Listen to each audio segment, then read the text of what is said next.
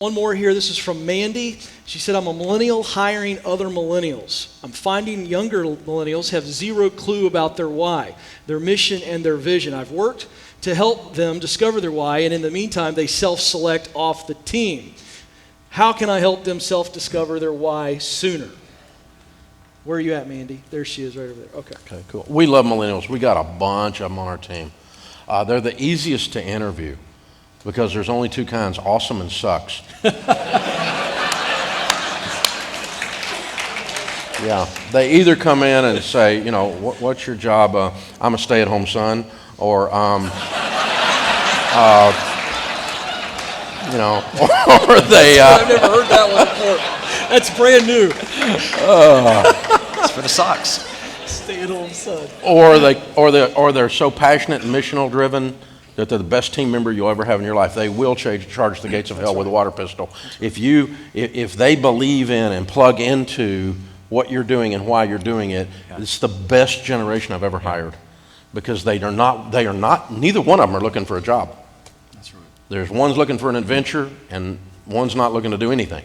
And so, you know, you just got to help them do an adventure, and the other ones, you just don't hire them. I mean, that's easy. They are real easy to interview because they just come in and go, here's my participation trophy, I suck. And, or they come in and go, man, I'll do anything. I'll set up chairs to get to work here. What y'all are doing is changing lives. And they're crying, talking about it.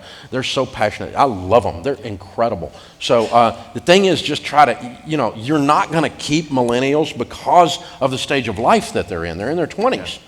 And so they're getting married, they're moving, they're changing, they're having kids. You're going to lose them to all of those life transitions, and you're going to have some of them that just go, you know, find their passion. That's fine. I've had a lot of them leave us that they kind of came in and got our company on them, and they learned how to build a business. They learned how to be entrepreneurs, and a bunch of them have started businesses in the area. I mean, I can think of about 10 right now off the top of my head that are, you know, 35 and under that have started businesses in our area, which is wonderful. That's fine. You're not going to keep them. They're very transitional. But the ones that you get on board, you're going to get a lot out of them while they're there. They're going to get a lot out of you while they're there. They're very missional. They're fun. Help them get that why. I just want to get their why soon in the interview process. I'm going to go deep in the interview. I'm going to get real philosophical in the interview because I want to go ahead and identify, you know, the thing that makes me is I just want to go to Africa. And I'm like, there's no branch there.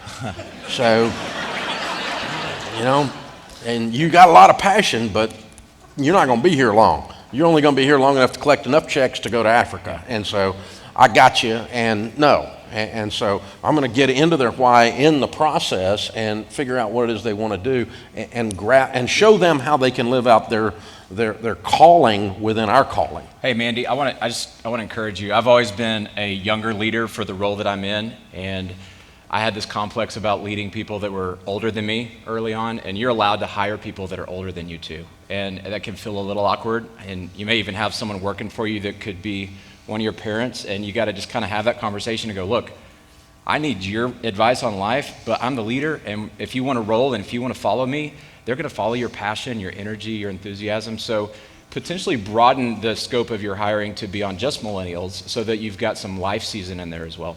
Yeah, I wouldn't just hire any one group, right. But I am a fan I'm a huge fan of this age group. Absolutely. This age group's amazing.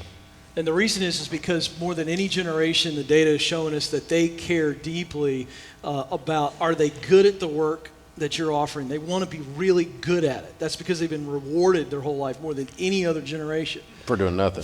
Well, that's fair. but, okay, the other thing is they want to do work that matters to them. So Dave's right. So Mandy, in the interview, I taught on this yesterday, intentional interview. You've got to include in your interviews for millennials, it's a different interview. And Dave's absolutely right. Now, he made a joke about the Africa thing, but that's a great example. Because if you find out by asking them about their talent and their passion, what makes them come alive and things like that, and if you don't see a fit, or they throw out some answer like Africa, you go, well, hey, appreciate you, that's not us. However, you've got to be discerning in the interview process to really get to the true why, and then show them, if you can, that this company and this role could lead you to that why. Right. There you go. Here's what millennials are struggling with. They want it now. Now, every generation has always wanted it now. This is not a millennial thing, but they want it faster than most. But if you can say, hey, if you come in here in this role and you win with this KRA, let me show you the next rung. And let me show you the next rung.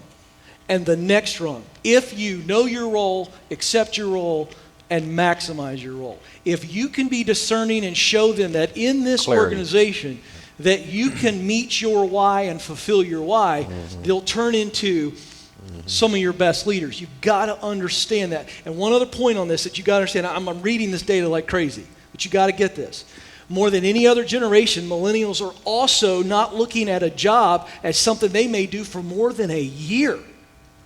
Not because they're not loyal, not because they're just shiftless.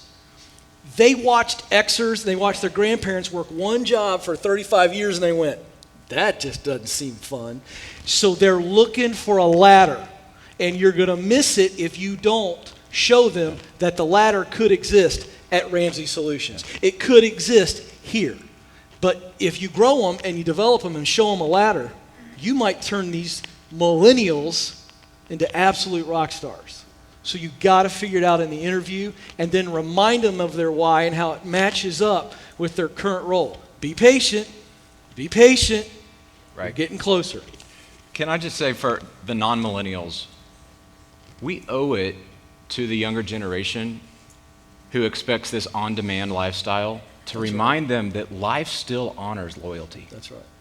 There is a principle in life that time and season and experience matters. Just because you've never had to go to a Blockbuster to get a movie. What's Blockbuster? Doesn't mean that relationships don't take time to build. It doesn't mean that the value of being with something over time and the discipline of pushing through a hard season, not hitting eject every time you get a little frustrated or annoyed because the screen doesn't load fast enough. I can't unfriend you. Right, So I think we got to mentor them as well and go, hey, we love the energy, we love the passion, we love the why. We'll show you a why that can connect with your why here. And some of them didn't have parents that actually taught them there are ebbs and flows to life. There are seasons, there are generation things that are a part of this, and there's some wisdom in that we can impart.